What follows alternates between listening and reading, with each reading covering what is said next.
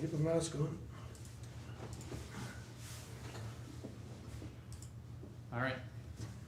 Okay, we want to welcome everyone to our committee meeting.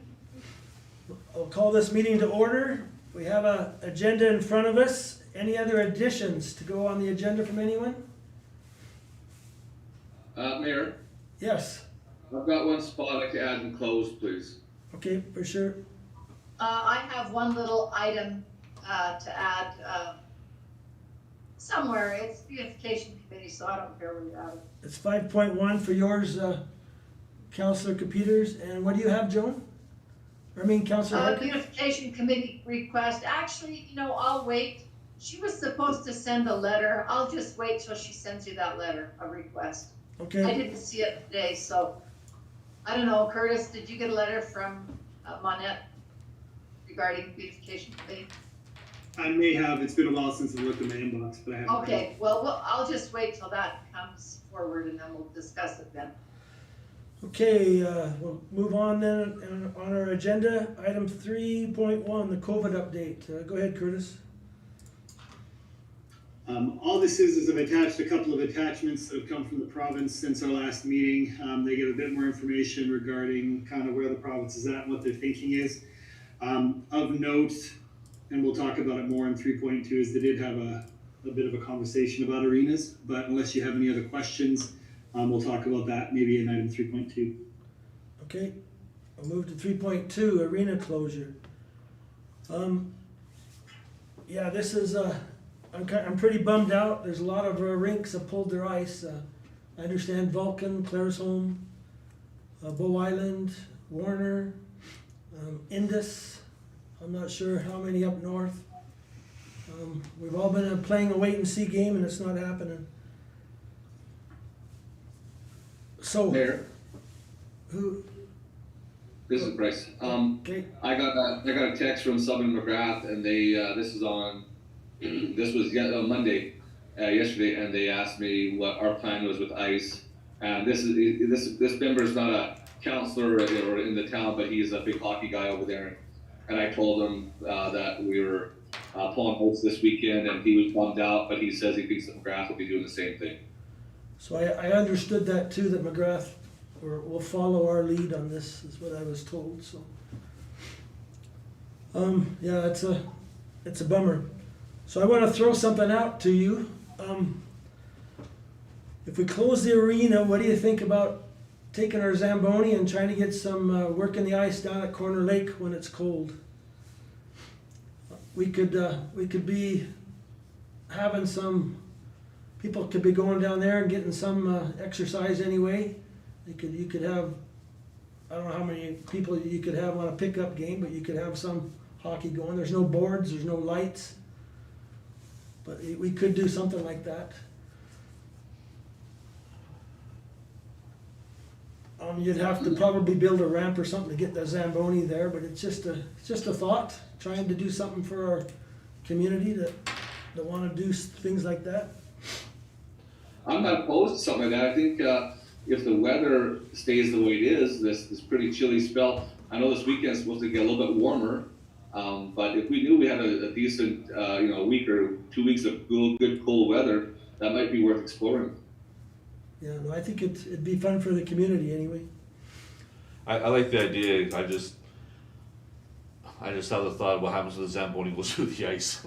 Yeah, that's true. We don't want that to happen. Like last weekend, a bunch of people fell through the ice up in Banff skating on a lake up there. Yeah. So, it might be thick in one spot, and you get 50 feet away, it might not be so thick. Well, We'd have to find rope a plate an area off, right? and I think they would go out and drill holes and make sure it Yeah, was. because you get to the edges, it's not as thick, and that's when you're, I like the idea. Mayor? Yeah, Councillor Capeters. Yeah, interesting enough, just through social media, I've seen up in Empton, Rundle Park, they have that on their walking trail, they've made a skating trail. And out in Sparwood in BC, a couple different spots, they've also done the same thing. It just, like I said, if our weather was a little bit more predictable without those warm spells, that'd be something cool to pick a section of our walking trail and do something like that too. Well, I chop holes in the ice for my horses, and the ice is about 6 inches deep right now. It's pretty thick. But that's, I mean, I know a lake can be different. There's warm spots. You gotta be checking everywhere. So if we rope an area off and like where we know that's thick, then I think that'd be okay. Well, yeah, I'm sure they'll approach it with caution. But that's something we can maybe have you come back with us, Curtis, from talking to your people that work for the town.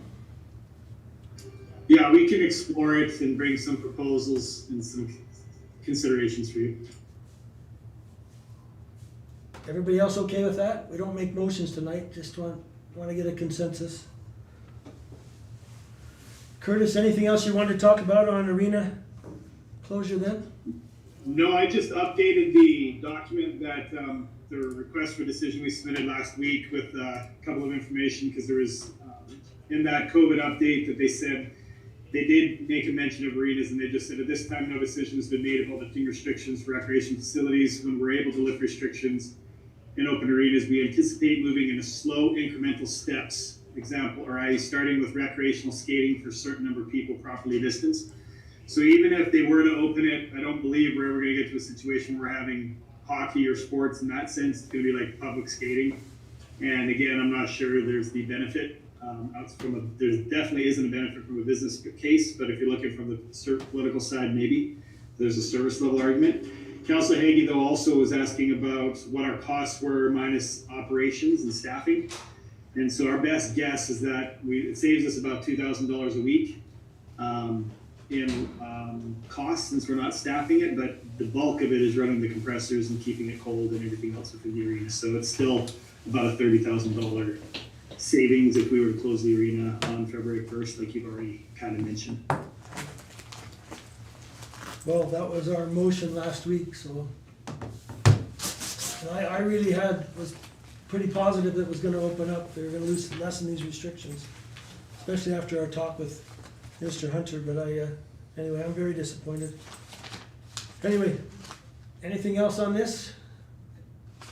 Okay to move on? We're just talking about options for skating. We talked about taking the Zamboni down to Corner Lake and Oh, doing nice. something like that while it's cold. That'd be cool. So, That's a great idea. Free skating down there. yeah. Okay, we'll move on to 3.3. Proposed, a letter to Minister Hunter. Everybody have a chance to read this? Yeah, it was good. And Very it's well like- written. It's exactly what our conversation was when Curtis and I was talking to him on the phone. Like I say, I'm pretty disappointed that things haven't opened up. I'm pretty disappointed we're not hearing a little more from our MLA vocally. But this is, I think we need to send this. I think it was very well written for sure. There was an addition on the last paragraph from what you would have read, unless you've read it within the last hour or so. So it's basically everything from the second sentence on in that last paragraph. So if you want to review that just quickly.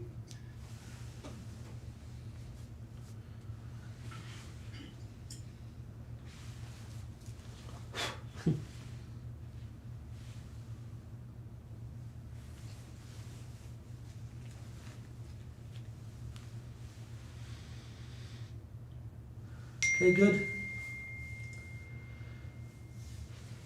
Good. So, I know we need a motion for this next week, but would anybody care if we got this out right away? Like Curtis could print it and I could even sign it tonight, and I'll make a motion to send it next week. Is everybody okay with that? Yeah, no sense sitting on it. Yeah, I think it should be sent as soon as possible. Okay, that's how I feel.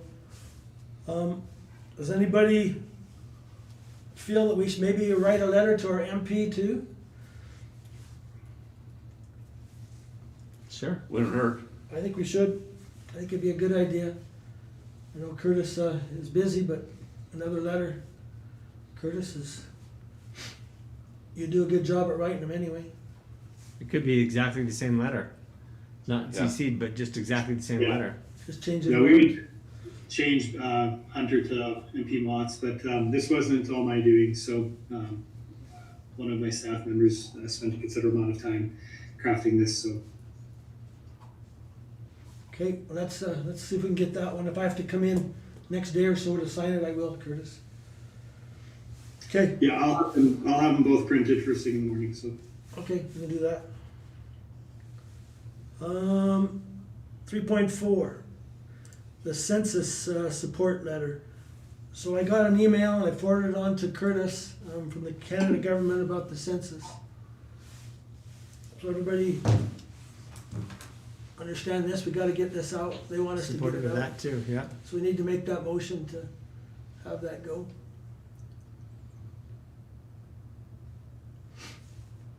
Any questions on this?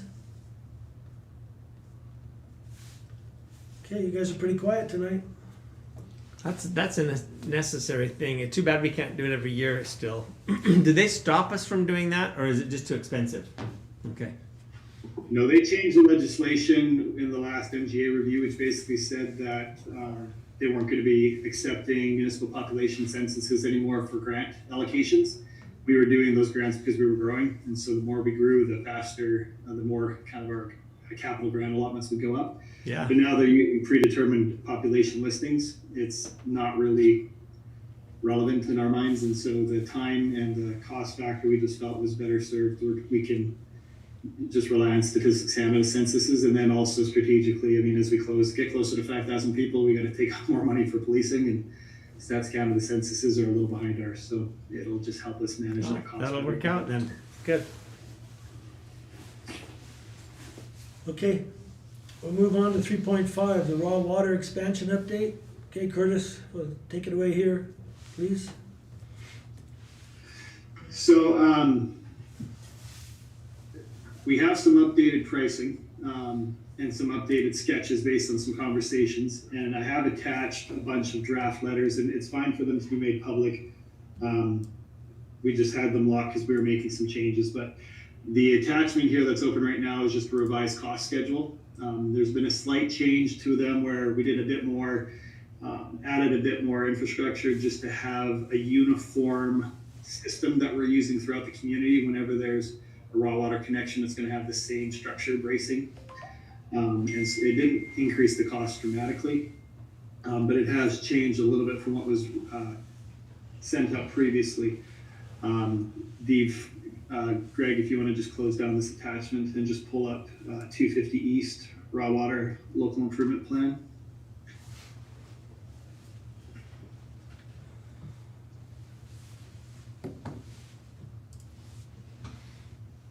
So the last time we sent out a local improvement notice, it was ripe with criticism about ways that we could improve it. And so we have tried to take those constructive criticisms to good use, and we've rewritten the letter completely to try and make it far more simplistic. This is the standard that we were considering using going forward, and so we're just bringing it to you for some consideration. It's basically trying to explain the local improvement process and kind of what's expected and kind of the steps that need to be taken if you are opposed to a proposed local improvement. And so we've tried to simplify that in that sense. And so this is the letter we'd be sending out to every party. The first page is effectively the same. It would be regardless whether it's raw water, sidewalks, street paving, whatever the improvement would be. The parts that are underlined in black, those are the areas that we'll amend. But once we get down to the proposed local improvement plan, this is where it starts getting into the specifics with respect to raw water. So if you scroll down a bit further, Greg, on the second page, we have this map. This is 250 East. This is the west side of 250 East. We have received a request for an extension of the raw water infrastructure at Victoria Park to service the street portion of these properties.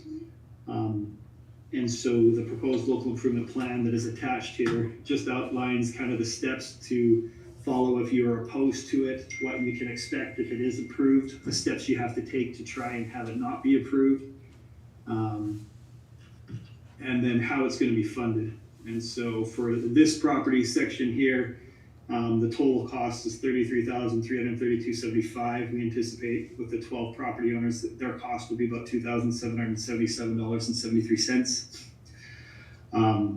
the way we've constructed these costs is we've had them engineered and estimated as thoroughly as we can. If the project comes in over budget, then the maximum that the parties will pay is just what we've anticipated here, and the town will eat the additional expense. If it comes in under what we've budgeted, then we'll only bill them for their portion of the actual cost.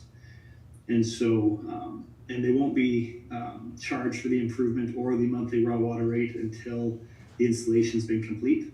And if they want to oppose it, that petition has to be submitted to me by 4:30 p.m. on Tuesday, March 4th, 2021.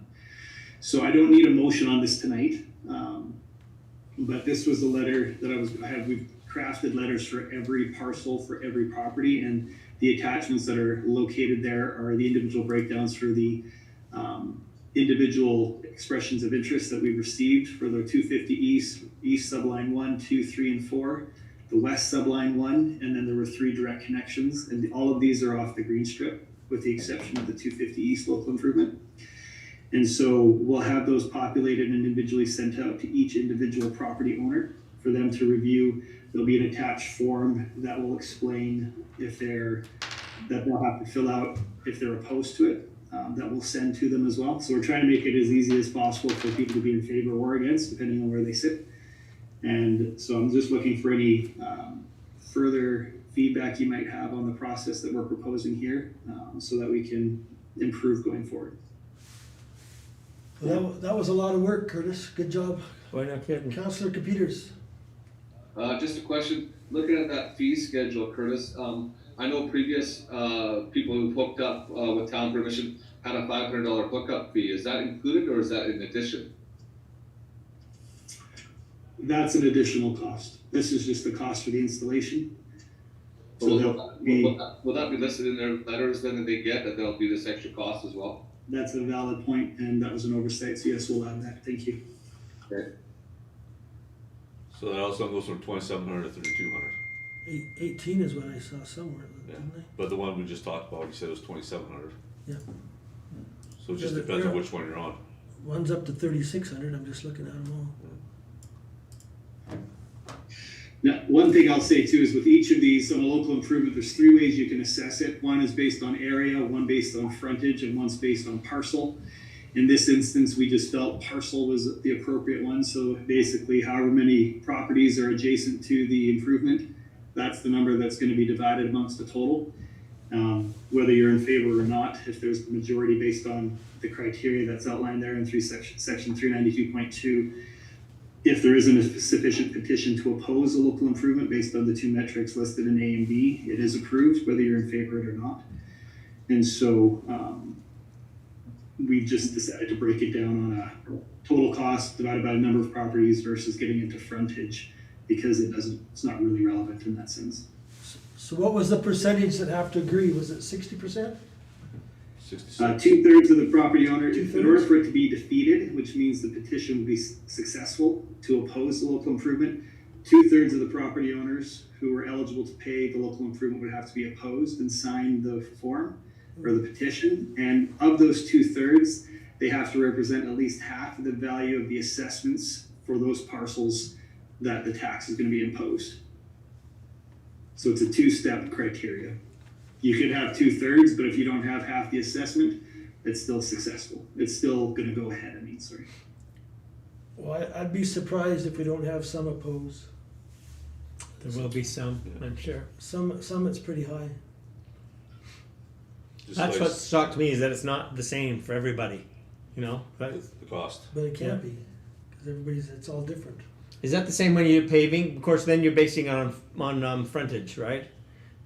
Yeah, paving is a little bit different metric we've used historically. The town incurs all the costs for the basing of the road with the gravel and the preparation. The asphalt, curb, and gutter is what's extended to the property owners, and that's been based on frontage. So the bigger street frontage you have, the more you're going to pay versus the other way around. So is that the only variable? I've been involved in local improvement plans for paving and curb and gutter. And does everybody in town, no matter where they are, pay the same based on foot of frontage? For local improvements for paving, that's the way we've done it historically. It's been based on a frontage versus on a number of lots. We're recommending in this aspect that this is probably better just to move the number of lots for the raw water. The line's got to get from 1A from the beginning to the end to service it, and so that's a shared cost. A paved road, I mean, yes, you could say you can't have a paved road if it can't get to the other end, but you're paving the entire road. And so we just felt it was appropriate to do it on your share of that improvement versus just obtaining the improvement itself. Okay. Anybody have any questions besides what we're asking? Councillor Foss? I was just gonna say, as someone who did offer some of that constructive criticism last time, I appreciate the improvements that have gone into these letters. I think they're much easier to understand, and so kudos to you for the effort put into that. Yeah, I like the translation into English. That's good. That's what I like too, yeah. Yeah. And one quick question about the MGA. It says in 396.5 that the council may impose the local improvement tax for 1 year, after which the tax must not be imposed until the local improvement has been completed or is operational. Why would we do that? Well, we could impose the tax for 1 year and then take a break till it's done. Is that just to gather money to start the project or what? Potentially. I mean, how we've further on in the legislation, it says that, you know, once it's been approved, it's basically got 3 years to be completed for the tax to be levied. And so we've always just taken the context that if we receive a successful local improvement plan that's been approved and we don't actually charge it until it is completed, and that would be on the fall, if you can either pay it up front or on the following year's taxes. So we had a situation where we had a half street that was supposed to be paved. It was late in the season. The contractor from Lethbridge wasn't able to get there. It didn't happen until the following year, after the winter was over, when the contractor could get back to town. And so we didn't actually apply the local improvement until this year versus having it done last year. And so it's just giving that flexibility, we feel, for things that are beyond our control. Or if our staff just have too much work and can't get to it, it just gives us that flexibility. So we won't charge it until it's completed, and we'll try to do it in the best interest, obviously, of the ratepayer. But that's how we've chosen to do it. Okay. So Curtis, on your, the third one, the second one that's, it's got the Adobe in front, is that the total cost of doing this would be 124,000? That's the total cost. You can pull that up, Greg. That's the total cost for every raw water connection if this were to go ahead. Now that's with engineering and contingencies. So it may be more, it may be less, but that's the cost that we're anticipating. If we were to contract it out, if our operators do it, then, I mean, it's still a cost that we're incurring, but that's based on estimated values in the construction world at the time. So when you take the money from everybody, their payment to do it, like I say, everybody did it, what would be our cost then from the town that we have to have a local improvement for? We haven't calculated that amount. I mean, effectively, we would be financing or using reserves to put the money in, to put the infrastructure in, and then we collect that over the next 10 years. And so in our budgets every year, there's an amount that's included for local improvement revenue, and that's from past local improvements. And so this would just be adding and extending that revenue stream going forward. Okay. Could there be any appetite to take that total amount and just divide it between the number of people to get rid of that $1,000 variability? Some people are going to have to pay $1,000 more than others to get raw water. You could look at that, but if you're going to do that, you're almost treating it as one local improvement total. And then if there's the sufficient metrics, then potentially it could be defeated, because in the local improvement plans, you have to be cost specific for the improvement that's going to benefit the local area. Because they're kind of spread out, it's hard to argue that it's going to be a community-wide local improvement. Gotcha. And so Then it wouldn't be a local improvement. Makes sense. Some people you have to trench further, and there's fewer people connecting because they have bigger properties. And so that's just the reality of their individual application. Others, it's more dense and there's more people connecting, and so the cost is going to be less. Okay, thank you. Okay, anyone else have any questions? Okay, well, good job. I know this was a lot of work. So if there's no questions, then what we're anticipating is the first council meeting in February, we'll bring this to council for approval, and then that will start the clock. Effectively, the next day, we'll mail it out to the property owners, and they'll have 30 days to either get a sufficient petition together to oppose the local improvement that they're eligible for, or if it isn't successful, or if they all come back and say we're in favor, then we'll proceed. Okay. Everybody okay with that? Yes. Good enough. Sorry, one last question. Does this capture everybody who's expressed an interest except for Joe Canio? Sorry to mention the name, but we're not live, are we, tonight? Yeah. We are. To my knowledge, Sorry. yes. Okay. Now, I mean, I've had other people come up and express, but we haven't gotten, other than just a kind of a verbal, I'm interested, there hasn't been anything written or formal. And so we're just basing this on those that have submitted interest initially, after council decided to extend this opportunity to those that were adjacent to existing infrastructure. That doesn't mean there might not be more in the future. Thank you. One last question. Go ahead, Councillor Foss. I'm assuming that all the engineering work that's gone into this is counted for this, but we're confident our lines have the capacity for this kind of expansion. So yeah, that initial report we had submitted, it's kind of an artful science. It's not an exact science in this sense, because in a perfect world, you need to know how many people are pulling all at the same time.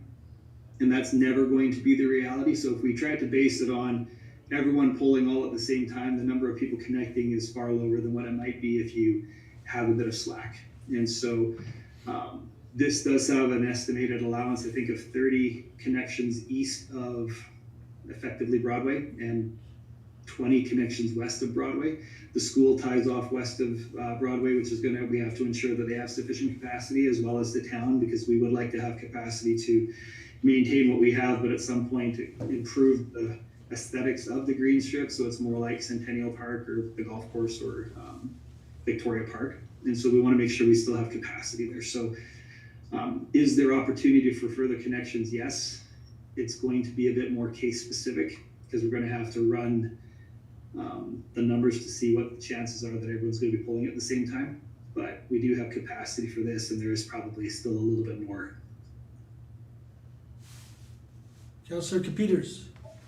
Curtis, I think we looked at it. I know there's a group of 5 that are going to get it south end of the green strip. I think it's on 400 south and 200 or 300 east.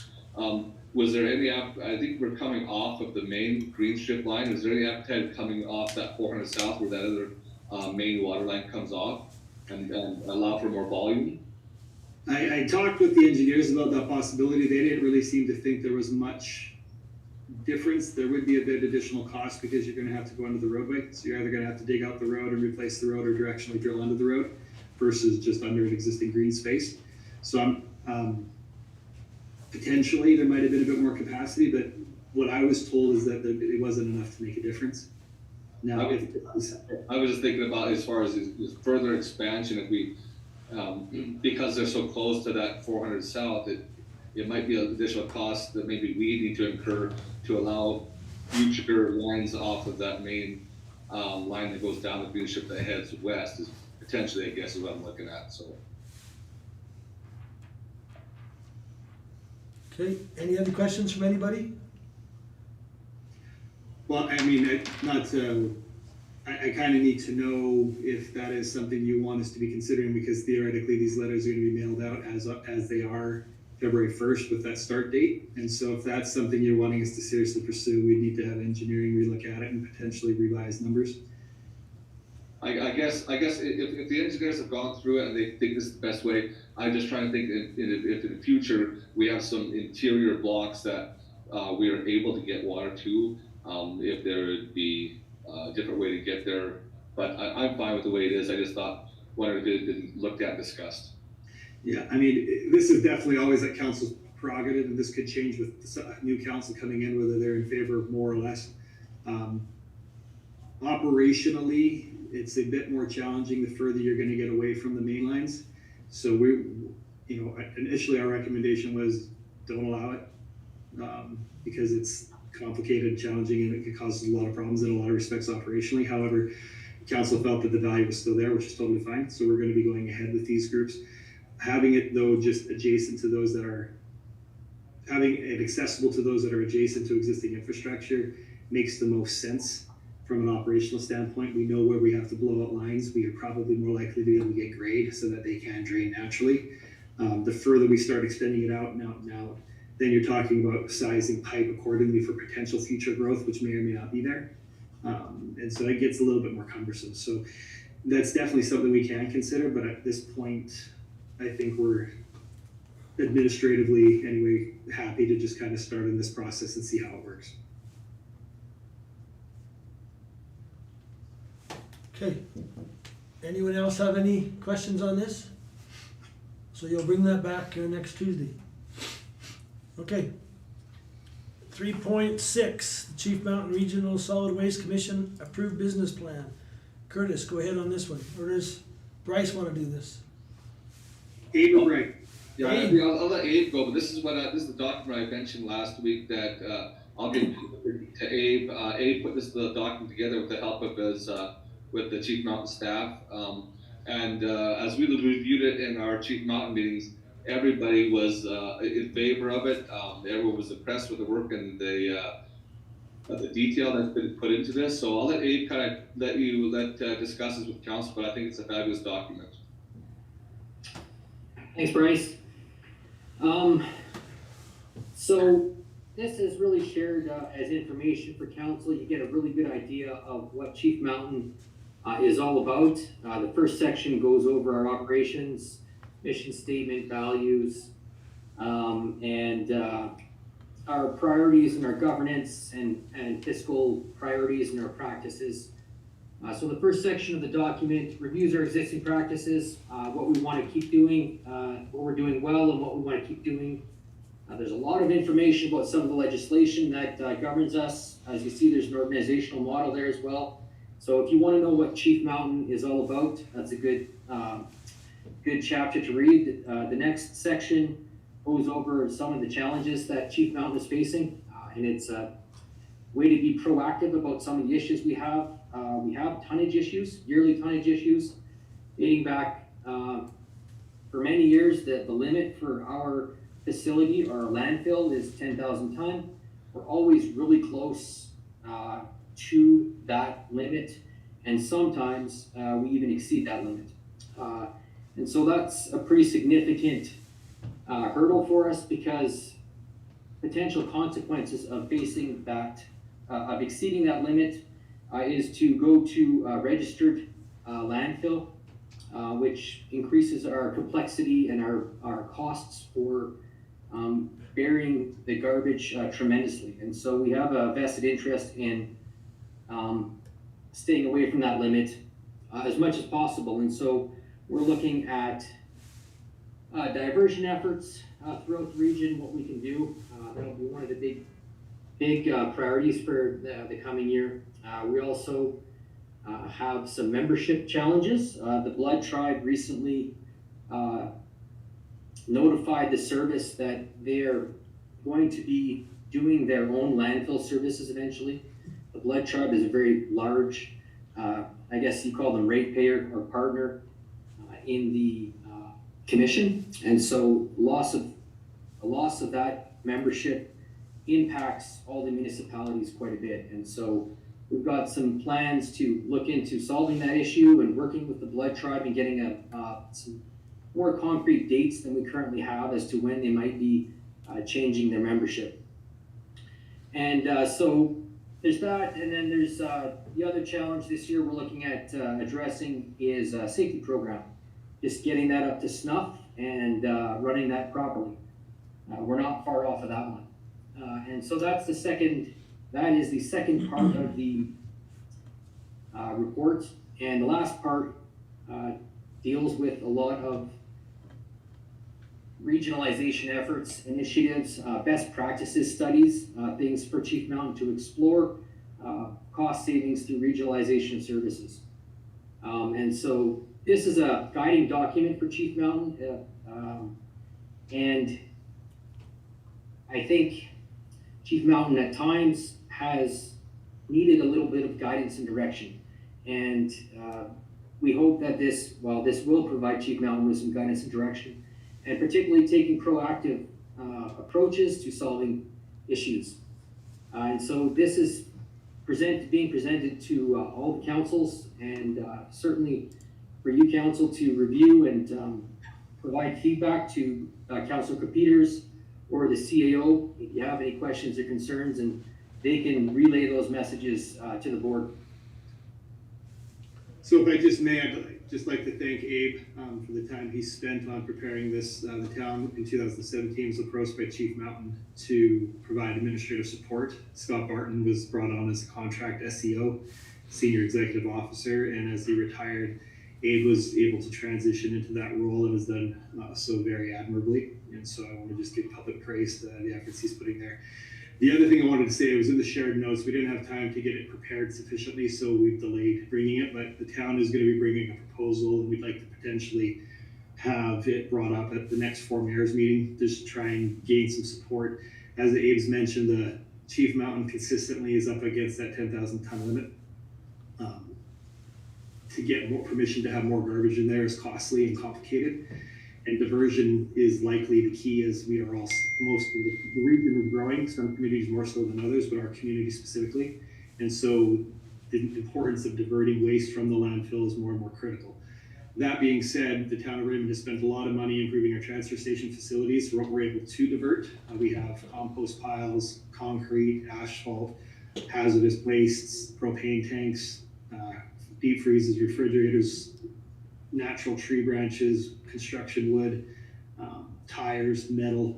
You go down our transfer station, there's a large pile of things, e-waste as well as recycling.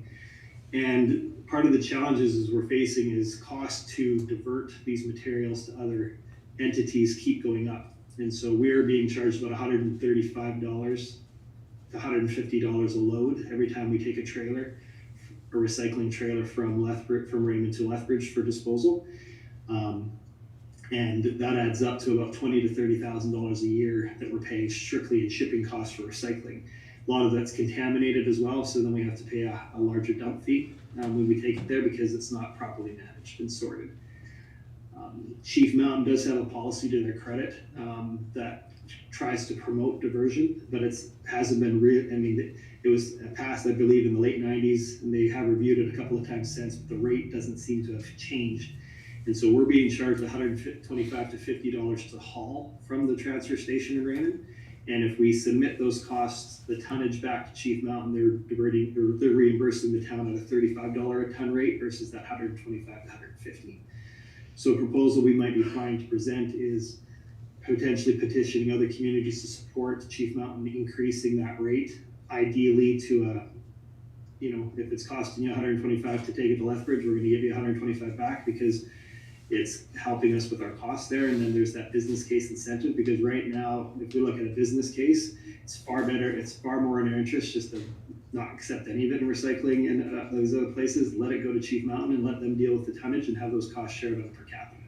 It's not good for the environment, and that's not good as a regional neighbor, but it is a challenge. And so if we're trying to promote individual municipalities to divert more and take on those increased costs, I think there should be potentially a recognition of that and maybe a bit more of a rebate back. So again, not a criticism of Chief Mountain.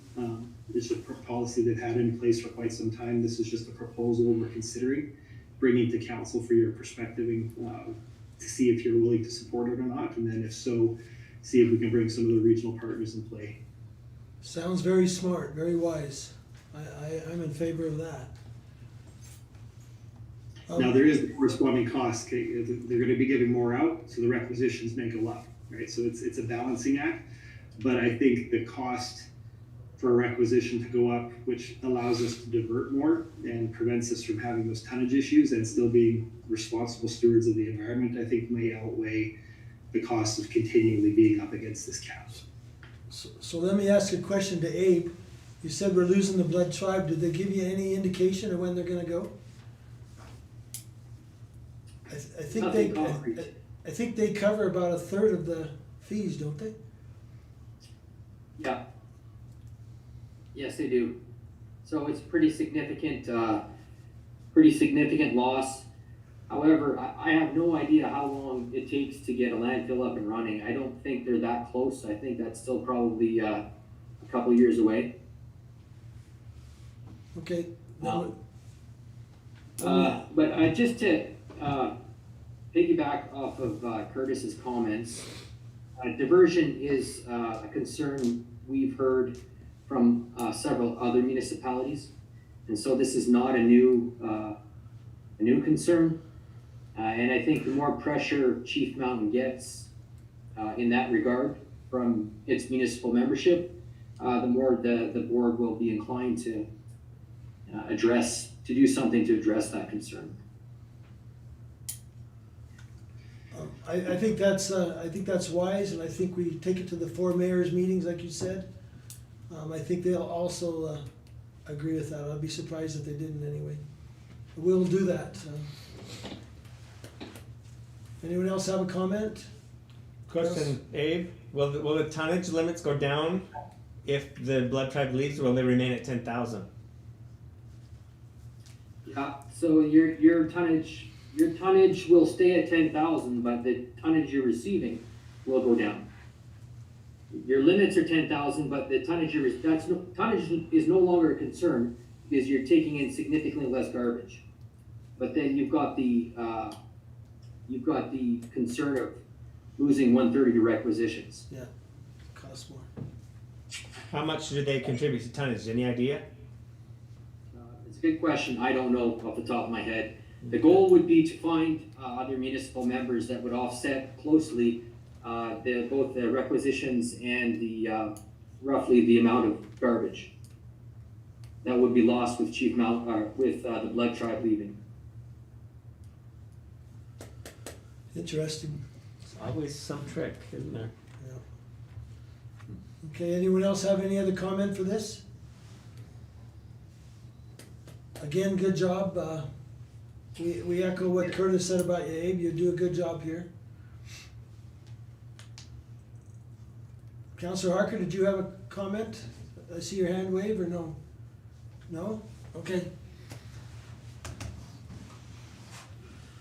Okay, we'll wait to hear more on that and in a future committee meeting.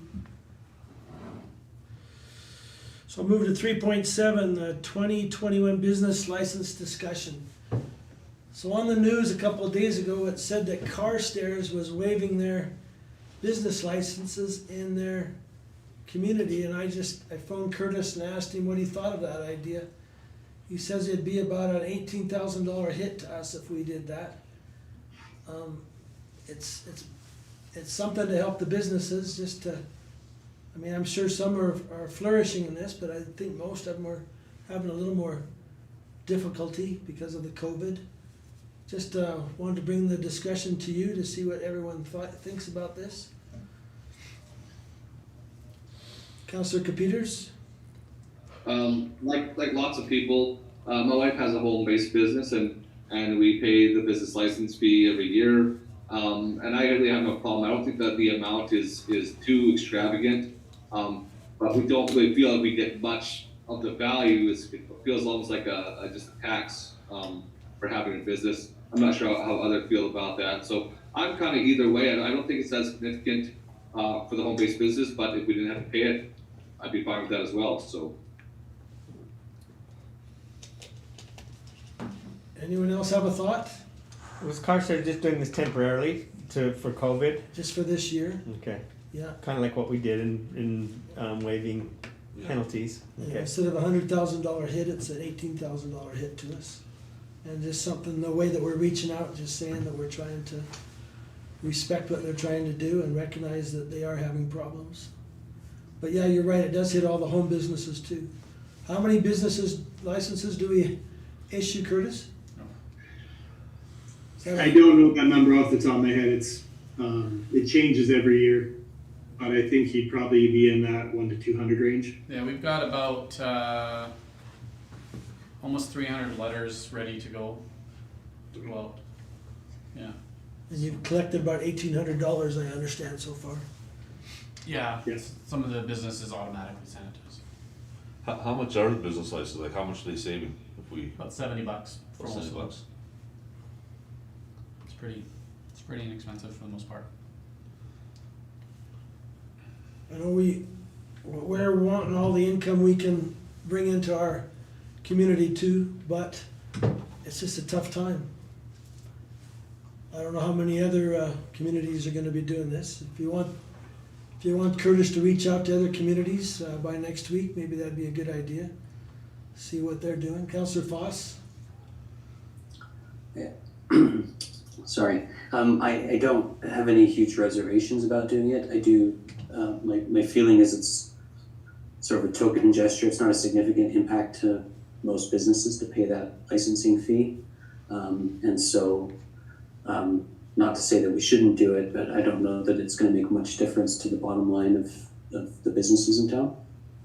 Okay, good point. Mayor, if I may, if you're looking for maybe not ways to, I mean, $70 for most businesses is not gonna make or break them by any stretch of imagination, but maybe as an effort, we never really talked about this, but to help support the chamber, they struggle with getting memberships. Their memberships are generally between 20 to 30 per year. It's not much. You could, if council agreed, could say 50% reduction if they're a chamber member. Chamber membership is more than the business license, without a question. Oh, really? Oh, yeah. It's size dependent, so for some businesses it may only be $50 and $70, and some it may be $200. It depends on the size of their business. But as a way to support the chamber in this situation, because they're also working very hard to help our businesses, the town could offer a small discount to help support the chamber. That's a good suggestion. Yeah. Everybody hear that, understand that? Maybe could you figure something out and Sure. come back to us next week on Yeah, that? sure. Mayor, Councillor Capeters? I think it's a good suggestion, at least to look at it, but I guess it's maybe for Greg, if he knows, what value do home-based or small businesses get out of joining the chamber, and or what do they get for getting business? What's the point? Besides maybe looking to make sure that businesses are legitimate, they've gone through the process of, you don't have businesses pop up and everyone's, Yeah, that has a lot to do with it, Bryce. It helps us understand, particularly with home businesses, but the nature of their business is that if there's conformity to the land use bylaw, those are things that trigger. A lot of rural municipalities, like the counties, don't even have business licenses at all. But they're in a much different geography than the town of Raymond is in dealing with different issues. We do intercept a lot of phone calls for people looking for, whether it be contractors, local businesses, tradesmen, any of those sorts of things, and that's the only list we have that we can use. Otherwise, we're being very arbitrary with who we would recommend, right? So it helps us create that registry database. In the past, we've posted those businesses online. Some of those are still there. We had a bit of a challenge managing them because most of the businesses that we're finding nowadays have limited corporate numbers, so it makes it difficult to peruse that, but we're working to try to come up with a solution on sort of creating more of an advertising option for our business licenses, Bryce, but it does, when we do get quite a few phone calls, particularly with new people to town.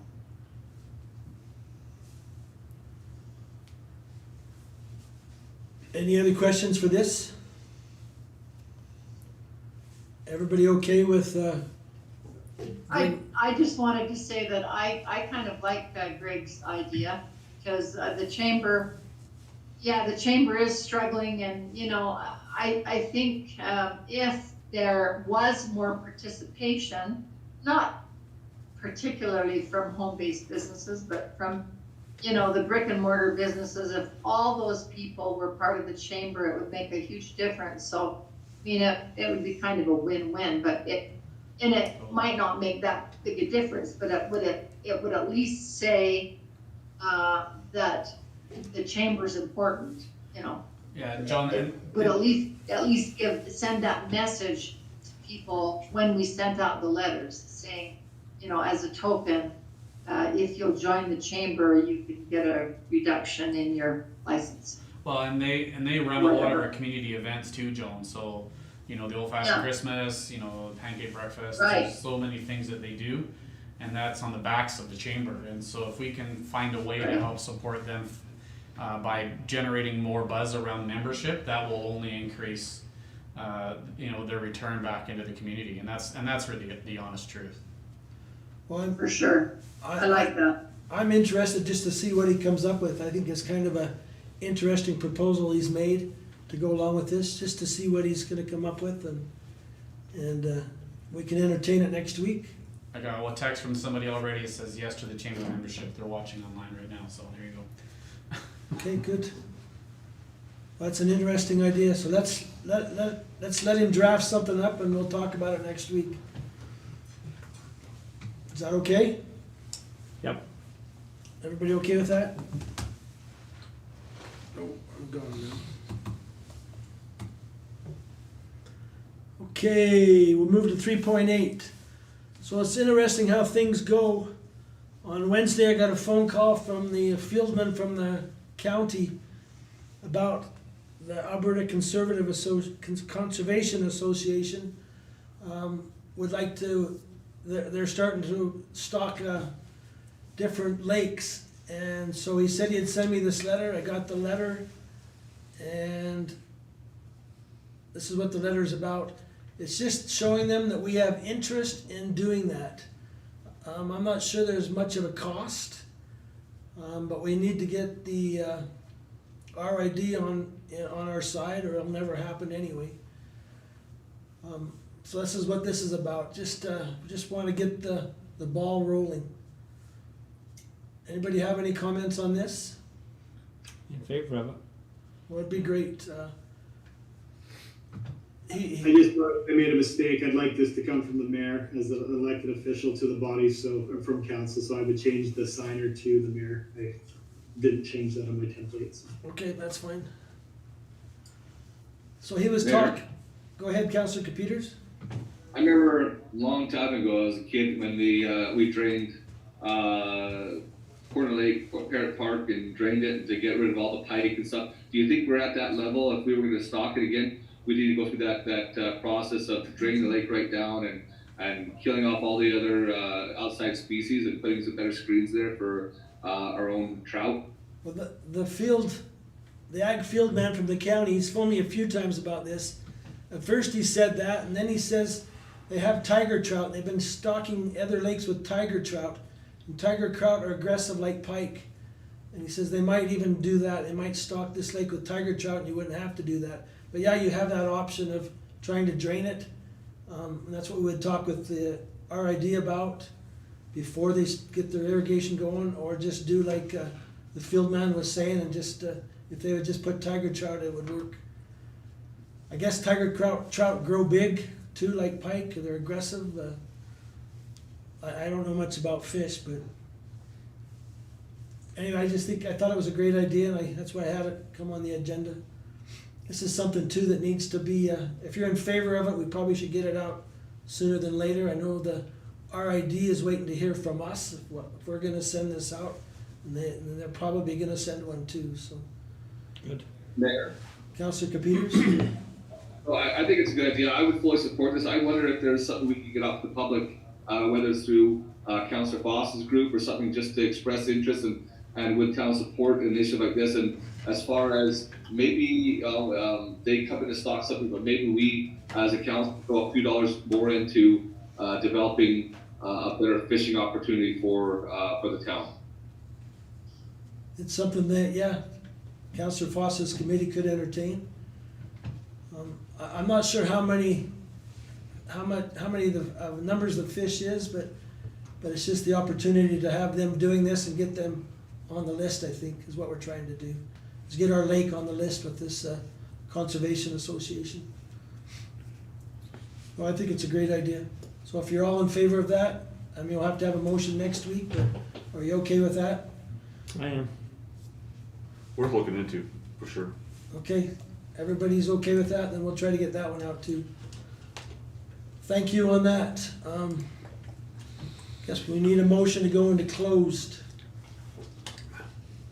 Councillor Hagee, all in favor? Yes. Okay, good, we are now in closed.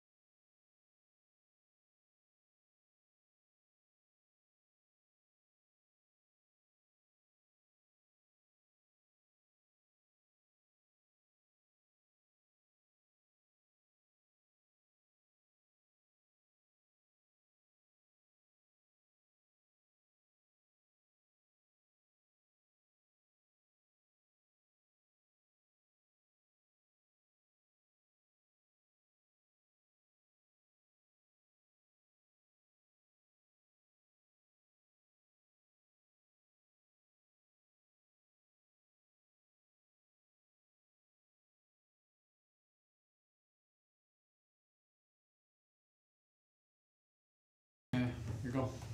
We're on? Yeah. Okay, we need a motion to come out of closed. Counselor Fromm, all in favor? Yes. Yes. Then, we're adjourned. Thank you. Good Everybody. meeting, thank you.